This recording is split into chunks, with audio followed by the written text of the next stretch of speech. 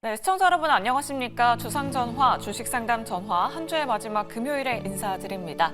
진행의 권재은입니다. 자, 오늘 그 어느 때보다도 정치적 불확실성이 거셌던 하루였습니다. 어제 같은 경우에는 외국인의 매도가 이어졌다면 오늘 같은 경우에는 2,400포인트를 이탈하자 개인들의 매도가 투매로 이어졌던 하루였는데요. 이 기관의 수급, 특히나 연기금의 수급이 없었더라면 지수가 더욱더 크게 하락하지 않았을까 정말 걱정됐던 하루였습니다. 자, 오늘도 종목 고민 있으신 분들 정말 많으시리라 생각이 드는데요. 오늘도 저희와 함께 2시간 동안 고민 해결해 보시면 좋을 것 같습니다. 전화번호 02-2000-4919번 활짝 열려 있고요. 샵 2034 문자 메시지로 고민되시는 종목명, 매수가 비중 남겨주시면 저희가 자세하게 상담 도와드리도록 하겠습니다. 특히나 이런 종목 가지고 계신 분들 저희한테 지금 빠르게 연락 주시면 실시간 우선 상담 도와드려 보도록 하겠습니다. 지금 4거래일째 방산주들이 약세 움직임 보여주고 있습니다. 실적은 잘 나온다라고 하는데 너무 낙폭이 과대한 거 아닌가 고민되시는 분들 많으시죠. 저희한테 지금 바로 연락 주시면 되고요. 또 테슬라 훈풍으로 인해서 오늘 2차 전지 섹터는 그래도 나름대로 선방해줬습니다. 2차 전지 갖고 계신 분들도 참 많으실 것 같은데 전화번호 02-2000-4919번으로 지금 바로 연락 주시면 우선 상담 도와드리도록 하겠습니다. 자, 그럼 오늘 시장 이야기, 종목 이야기 오늘 두 분과 함께 이야기 나눠보도록 하겠습니다. 자, 오늘은 정선호 대표 그리고 권영우 대표 모셨습니다. 두 분 어서 오세요. 네, 안녕하세요. 네. 일단 시장 이슈부터 짚어보도록 하겠습니다. 오늘 2차 계엄령에 대한 이야기부터 가짜 뉴스들이 굉장히 난무했던 하루였던 것 같아요. 우원식 국회의장의 발언까지 하루 종일 뭔가 이런 정치적 불확실성에 따라서 지수가 요동쳤던 하루였는데요. 시장 진단부터 내려보도록 하겠습니다. 권영우 대표님, 오늘 이 시장의 급등을 어떻게 보셨을까요? 일단은 오늘 어느 정도 개인 투자자들의 패닉셀이 좀 나올 수 있을 거라고 저는 생각을 했습니다. 근데 아니나 다를까 코스피에서 개인 투자자들이 한 5,700억 정도 지금 주식을 매도하면서 하락 마감했고, 외국인도 지금 코스피를 사다가 오히려 다시 좀 매도하는 이렇게 형태로 나타나면서 기관이 오늘 좀 받아주는, 그러니까 연기금 쪽에서 오늘 시장을 좀 방어해줬다 이렇게 볼 수 있을 것 같고요. 지금 환율 같은 경우에도 당일 1,429원까지 오르다가 그래도 20원까지 좀 마감했던 부분이 있는데, 아무래도 지금 불확실성이 계속 있을 수밖에 없는 상황이고, 무엇보다 이제 내일 표결이 진행되기 때문에 이때 이후로 좀 더 시장에 명확한 진단이 좀 나올 수 있을 것 같고요. 외국인 같은 경우에 오늘 그래도 선물 쪽에서 3,200억 정도 순매수가 들어온 부분이랑 콜옵션 같은 경우에도 좀 매도를 그렇게 많이 하지 않았던 부분, 그러니까 이런 거를 감안했을 때 어떤 시장의 해지를 좀 보고 있다. 그러니까 명확하게 방향성을 외국인도 결정하지 못했다. 저는 그렇게 생각을 하고 있습니다. 그래서 명확한 어떤 시장의 방향성은 표결 이후에 좀 나올 수 있을 것 같다. 그렇게 보고 있습니다. 네, 알겠습니다. 역시나 내일 국회 본회의 이후에 시장의 방향성을 잡을 수 있을 것 같다라고 이렇게 의견을 남겨주셨고요. 정선우 대표님께도 여쭤보도록 할게요. 이 환율이 역시나 문제잖아요. 오늘 그래도 코스닥 쪽에서는 외국인의 수급이 들어왔고 선물 쪽에서도 외국인 수급 들어오긴 했거든요. 근데 그 계엄령 발표 이후에 1,450원 근처까지 찍었다가 지금 계속해서 1,400원대 환율을 유지하고 있습니다. 이런 1,400원대 환율이 고착화될 우려가 있는 건지 어떻게 보실까요? 일단 사실 이거를 먼저 얘기하기 전엔 또 이게 논란이 될 수도 있기 때문에 먼저 얘기 드리는 게, 저는 이 탄핵을 응원한다, 안 응원한다 이런 거를 얘기하고 싶지는 않아요. 사실 이거는 이미 국회에서 결정을 할 거고요. 그 다음에 이제 이게 통과된다라고 하면 이제 헌재에서 결정이 날 겁니다. 하지만 문제는 뭐냐고 하면은 이 환율에 대한 부분이 이 탄핵과 굉장히 연동성이 크게 갈 수밖에 없는 게 뭐냐. 지금 현재 우리나라가 굉장히 불확실성에 많이 쌓여 있습니다. 외신에서도 계속 보도하는 게 우리나라의 민주주의가 죽었다라든지 이런 다양한 이 논란거리를 만들고 있어요. 근데 문제는 뭐냐고 하면은 사실상의 여러분들도 뉴스를 보셨는지 모르겠지만 이런 계엄령 이후에 지금 우리나라의 원화 가치가 굉장히 크게 떨어지는 게 뭐냐. 태국에서조차도 우리나라의 우리나라 돈을 환전을 거부했다라는 겁니다. 그 말은 지금 우리나라에 대한 이런 원화에 대한 가치가 말도 안 돼 떨어지고 있다라는 거고, 그럼 이게 뭐가 있어야지만 방어가 되느냐? 보다 안정적으로 우리나라가 다시 이런 계엄령 이후에 이런 말도 안 되는 사태가 안 일어날 것이다, 안정화됐다라는 걸 판단해야 돼요. 그럼 이게 판단이 되려고 하면은 이미 이 탄핵에 대한 부분이 결정이 되어야 된다 봅니다. 그러다 보니까 만약에 탄핵이 되었다, 이게 통과가 된다라고 하면은 원래는 이제 내일 7일 내일자 7시에 이제 이거를 표결하기로 했습니다. 그래서 이게 통과된다라고 하면은 이제 뭐 직무정지가 되고요. 그러다 보니까 이제 직무정지 이후에 오히려 이제 또 새로운 대통령을 누군가 뽑으면서 또 안정화되지 않을까에 대한 이런 기대감으로 환율이 좀 보다 안정적으로 이제 갈 수는 있어요. 근데 다만 이 앞서 말씀드렸다시피 만약에 이게 표결 이제 통과되지 못했다라고 하면은 지금 이제 야당 입장에서는 또 공격적으로 또 이걸 뭐 집회를 한다든지 또 할 수밖에 없습니다. 그럼 또 외시에서 봤을 때는 우리나라에서 굉장히 또 부정적인 시선이 많이 나와줘요. 그럼 이 결과론적으로 봤을 때는 역시나 환율에 대한 부분이 안정화되기보다는 우리나라에 대한 불확실성이 계속해서 커지기 때문에 지속될 수밖에 없다. 이걸 좀 주목한 게 좋고요. 특히나 제일 중요한 거는 이 환율 차트를 좀 볼게요. 지금 굉장히 환율 차트가 리스크가 있는 게 뭐냐고 하면은 사실 이 차트 역시도 우리가 이 차트로서만 설명을 좀 드릴게요. 이거는 이제 뭐 앞으로 우리나라에 대한 뭐 정책에 대한 부분의 리스크 이런 게 아니라 자 보면은 우리가 이런 자리 이제 그 고점이 있습니다. 우리가 이걸 보통 뭐라고 표현하느냐? 전고점대를 뚫어내고 안착했다라고 표현을 해요. 근데 지금 또다시 환율이 1,400원대를 뚫어내고 뭐하고 있다? 안착하는 흐름을 보여주고 있어요. 그럼 여기서 빠르게 1,400원 아래로 못 들어온다라고 하면은 이 점차 이 저점대를 높인다고 표현을 하죠. 저점대를 높이면서 주가의 상승으로 이어지는 패턴처럼 지금 환율 역시도 꾸준한 우상향 패턴을 만들 확률이 굉장히 크다라는 겁니다. 그래서 지금 사실 제일 중요한 거는 뭐 이게 앞으로 우리나라가 뭐 안정화되는 걸 보여주는 것도 좋지만 환율이 뭐 앞으로 빠르게 사실 여러분들 보면 알겠지만 환율 안정화라든지 이런 것들을 위해서 우리나라 뭐 연기금도 계속해서 뭐 돈을 뭐 쓰는 부분도 있고 이런 게 있지만 이게 빠르게 1,400원 안으로 회복되지 못한다라고 하면은 이 차트론적으로 봤을 때는 추가적인 이 우상향 패턴으로 인해 가지고 더 올라가면 올라갔지 환율이 빠지지는 않을 거다라고 좀 말씀을 드릴 수 있을 것 같아요. 네, 알겠습니다. 환율이 1,400원대 위로 계속해서 이어지는지 여부 한번 계속해서 지켜보시면 좋을 것 같습니다. 권영우 대표님께 여쭤보도록 할게요. 또 내일 국회 본회의가 굉장히 중요하다라고 말씀 주셨는데 72시간 이내에 이루어지기만 하면 되기 때문에 뭐 오늘 밤에 열릴지 내일 아침에 열릴지는 굉장히 미지수인 상황입니다. 하지만 거래대금을 본다면 어제보다는 그래도 오늘 거래대금이 조금 많이 붙은 모습이긴 하거든요. 다음 주 국회 본회의 이후로도 거래대금이 조금 더 상승 추세로 갈 수 있을까요, 대표님?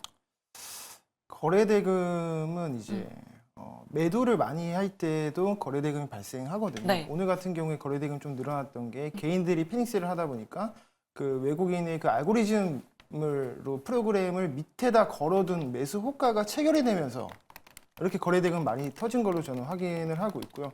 사실 지금 시장의 어떤 많이들 우려하지만 그래도 조금 긍정적이다라고 볼 수 있는 것은 그동안 이제 가장 큰 리스크로 이 3일부터 계엄령이 시작된 이후부터 가장 큰 리스크로 거론됐던 게 신용등급 강등이었던 부분이었거든요. 근데 이제 S&P 측에서 좀 요약을 하자면 AAA 등급받은 그 국가들 중에서 이런 사건은 매우 이례적이다. 그렇지만 이게 부정적으로 시장에 좀 약간의 여파는 줄 수 있어도 그럼에도 불구하고 신용등급 하락의 트리거로 작용하기는 어렵다. 이렇게 말이 나온 것처럼 무엇보다 이 어떤 계엄의 질서 있는 해제 그리고 민주주의 안에서 이루어지는 어떤 정교한 그 시스템들을 오히려 좀 긍정적으로 평가했다라고 좀 보여지기 때문에 이런 부분에 있어서 신용등급 하락으로 이어지지 않았다라는 게 어떤 다음에 향후에 있어질 외국인의 어떤 투자 심리를 반영했을 수도 있다. 저는 그렇게 생각을 하고 있고요. 지금 같은 경우에는 아무래도 과대낙폭으로 해석을 하는 게 맞고 이제 더 이상 악재가 나올 건 다 나왔다 이렇게 보고 조금 성장성 있는 섹터에 매매를 해보는 것도 좀 분할로 담아보는 것도 나쁘지 않겠다 그렇게 생각을 하고 있습니다. 네, 알겠습니다. 2,400포인트까지 밀린 거는 역시나 과대 낙폭 구간이다라는 의견 남겨주셨습니다.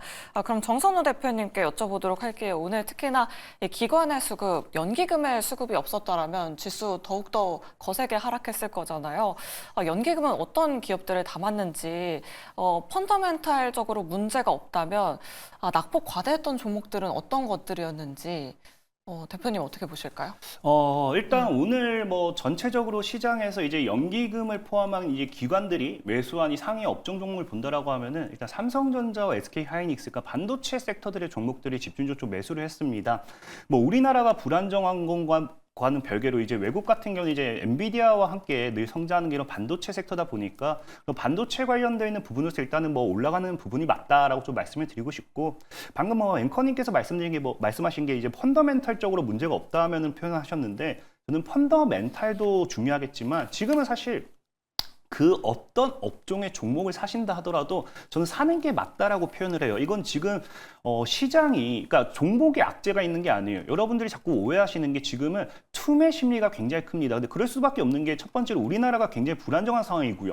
두 번째로 뉴욕 증시가 굉장히 말도 안 되게 강하게 갑니다. 세 번째로는 이제 비트코인의 흐름으로서 이제 그 비트코인 시장으로 빠지는 이런 투매 물량이 나오다 보니까 그냥 시장가로서 그냥 던지는 물량 때문에 빠지는 경우가 많아요. 그럼 이런 경우는 시장만 안정화되면 원래 자리로 돌아가 준다라는 거예요. 그러다 보니까 지금 뭐 일단 코스피 차트를 좀 보고 말씀드리겠지만, 자, 당시에도 이 코스피 차트를 보면 과거에 이제 이건 좀 과거 역사를 보면은 과거 전 박근혜 전 대통령 역시도 이제 탄핵안이 이제 올라가고 이런 이 그 헌재로서 넘어가는 상황이 생겼었습니다. 그래서 그 당시에 무너지다가 이 탄핵안이 이제 표결이 되고 이게 통과가 되면서 그 다음부터 뭐 하기 시작했냐? 증시가 올라가기 시작했어요. 왜? 말했다시피 이런 이 불확실성이 해소가 되었기 때문에. 그렇다라는 거는 지금 증시도 이런 불확실성만 해소가 된다라고 하면은 반등할 확률이 굉장히 높아요. 그럼 이런 반등점을 봤을 때는 우리가 뭘 노려볼 수 있다.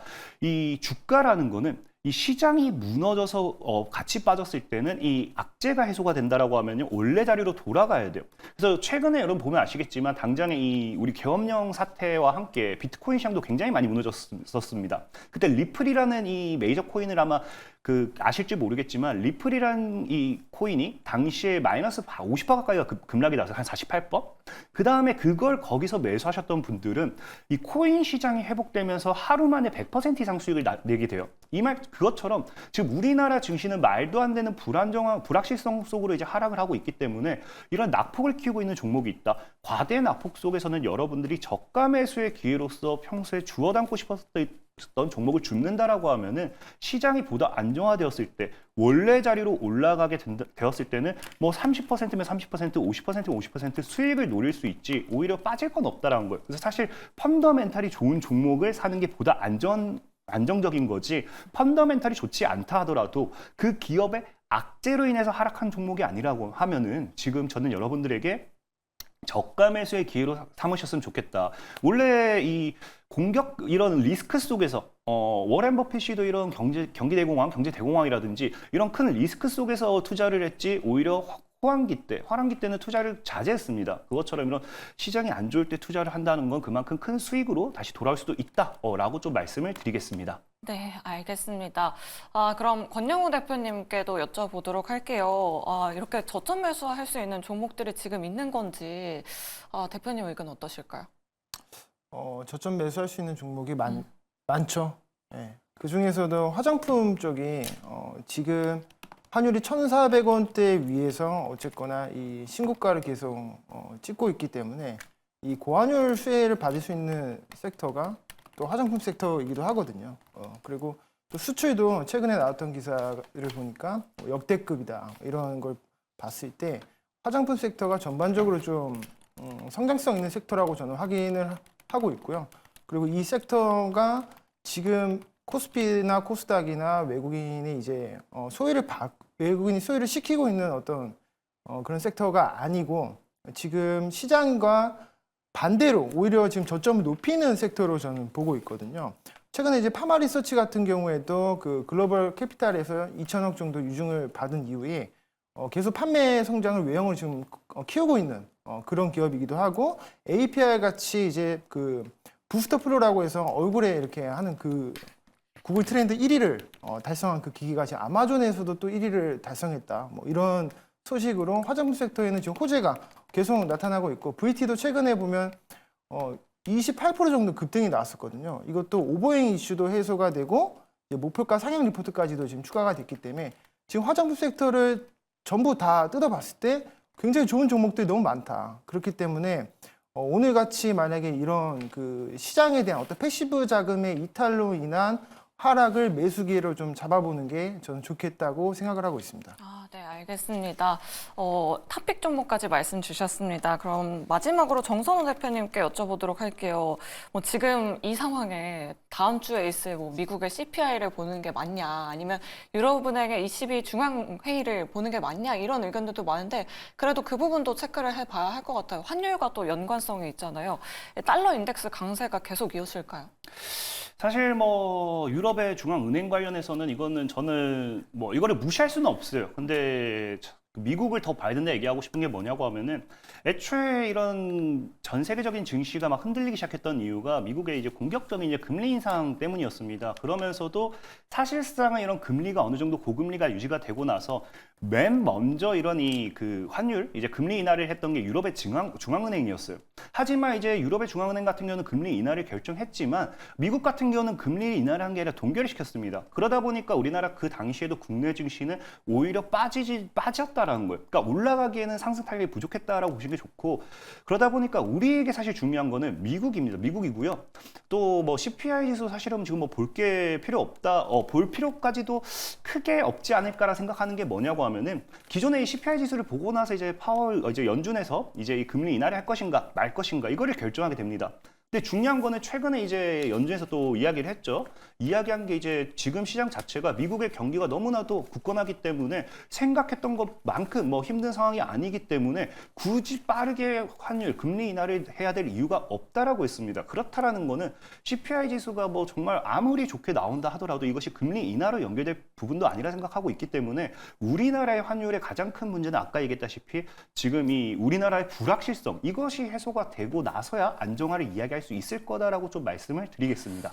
네, 알겠습니다. 환율이 좀 안정되고 다음 주에는 부디 외국인 수급이 좀 들어와 주길 바라겠습니다.